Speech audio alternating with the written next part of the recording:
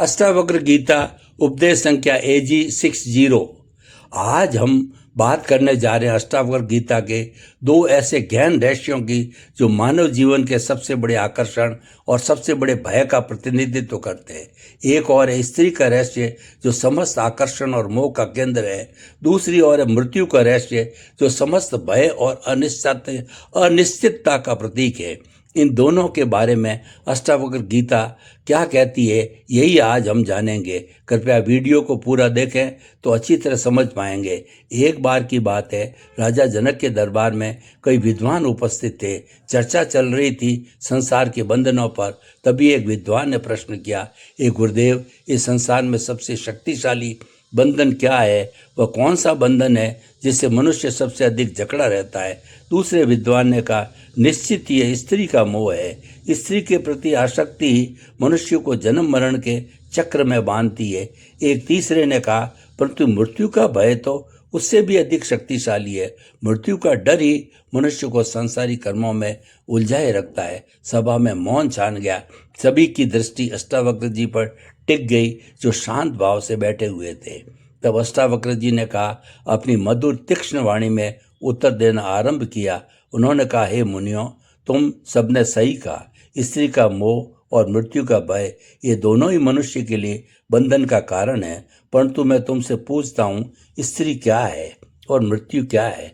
क्या तुमने कभी इनके वास्तविक स्वरूप को जानने का प्रयास किया? सभा में सन्नाटा छा गया। अष्टावक्र ने आगे कहा, स्त्री केवल ये शरीर नहीं है, मृत्यु केवल शरीर का अंत नहीं।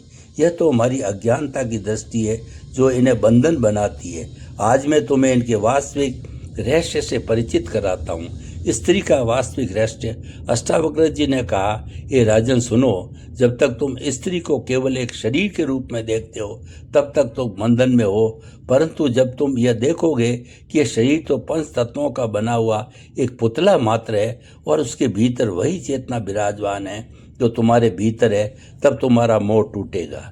स्त्री के प्रति आसक्ति तब तक है जब तक तुम स्वयं को इस शरीर से अलग नहीं जानते।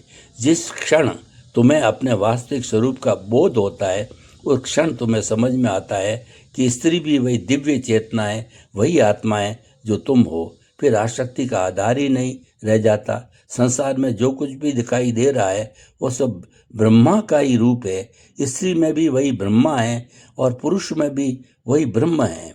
जब यह दृष्टि स्थापित हो जाती है तब स्त्री का मोह नहीं रह जाता, बल्कि उसके प्रति एक दिव्य भाव उत्पन्न होता है।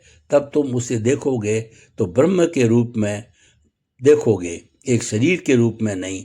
राजा जनक ने पूछा, परंतु गुरुदेव, मन तो बार बार उसी ओर खिंच जाता है, इंद्रियां तो उसी के विषय में सोचने के लिए विवश करती है, इससे कैसे मुक्त हुआ जाए?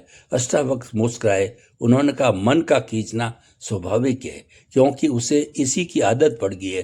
परंतु तुम मन नहीं हो, तुम तो वह साक्षी हो जो मन के इस खिंचाव को देख रहा है। केवल देखो, मत रोको। जितना तुम उसे रोकने का प्रयास करोगे उतना ही वह तुम्हें बांधेगा। केवल साक्षी बनकर देखते रहो। देखते देखते देखते एक दिन ऐसा आएगा जब ये खिंचाव तुम्हें छू भी नहीं पाएगा।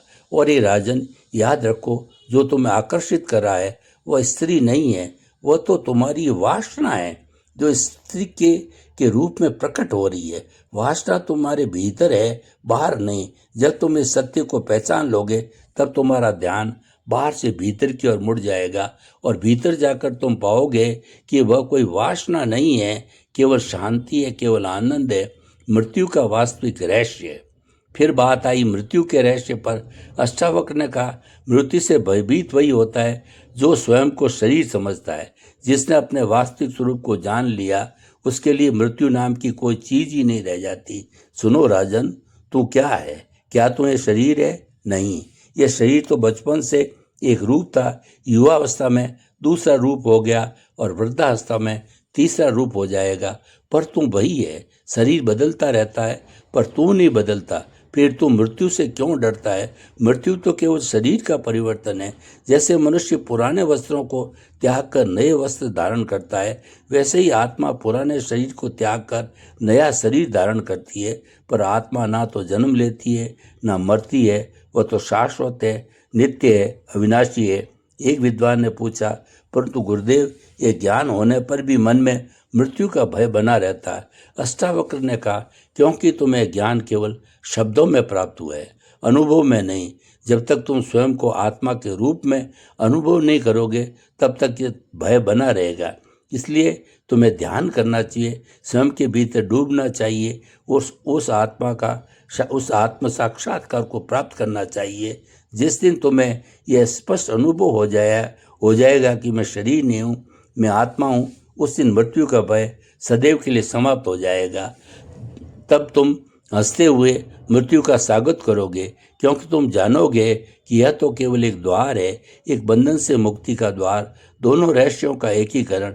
फिर अष्टावक्र ने दोनों रहस्यों को मिलाते हुए कहा, देखो राजन, स्त्री का मोह और मृत्यु का भय, ये दोनों एक ही सिक्के के दो पहलू हैं।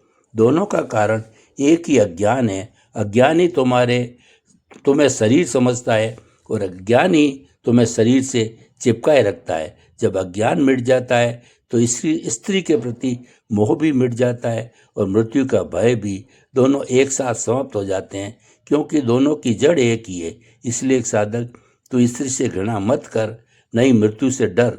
तू केवल अपने अज्ञान को मिटाने का प्रयास कर, अपने वास्तविक स्वरूप को जानने का प्रयास कर। जब तू स्वयं को जान लेगा तो सब कुछ जान जाएगा, तुझे सभी रहस्यों का बोध हो जाएगा।